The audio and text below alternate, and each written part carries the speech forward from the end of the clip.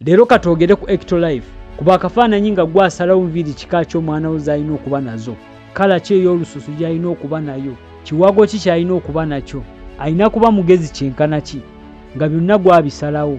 Obadde okimanyi nti kati kisobokera ddala n'eno enkola ya Ectolife nga kati osobola okukuliza omwana wo mu kye bayita artificial womb oba olubuto olukolerere, era omwana wo n'akula bulungi.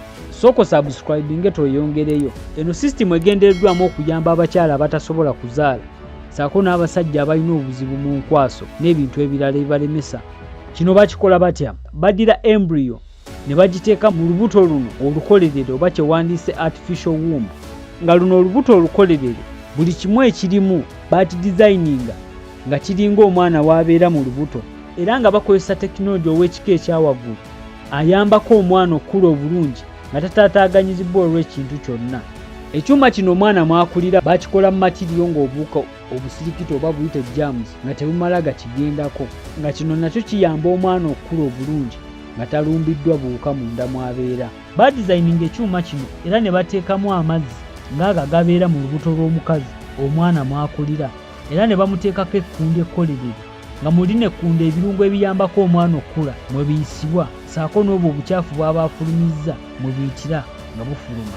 Mu kyuma kino mwennyini bateekamu sisitimu ya artificial intelligence, era ng'eno sisitimu eyambako okulondoola n'okuwa lipooti ku kintu kyonna ekitali kya bulijjo ekiba kituuse ku mwana ng'akula, nga wano we baviirayo okutereeza omwana oyo okulaba nga tafuna buzibu.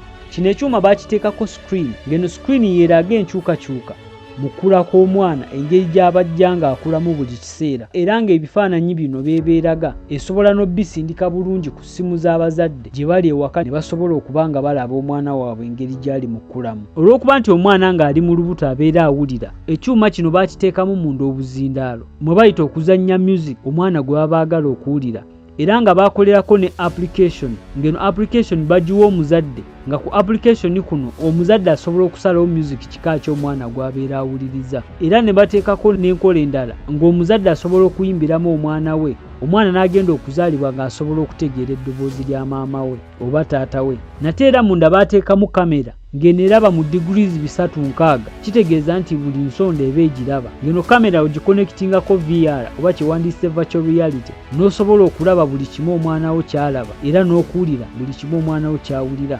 Mu bufunze naawe n'oyingirako mu nsi ye n'osobola okukonekitinga naye. Ekisawo kino kye baasibako emabega ku kyuma kino kye kibala engeri omwana gy'asamba, era ng'omuzadde bino byonna abeera abifuna ewaka gy'ali.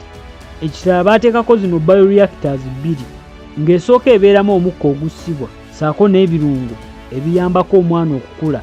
Abaana bano buli omu afuna ebirungo by'enjawulo bye yeetaaga, era ng'ekiyambako okutereeza ensonga eno ye sisitimu eno eya AI, ng'ebirungo bino biyisibwa mu kundi lino ekkolerere oba lyewandiise artificial umbilical cord nga biva mu bioreactor eno.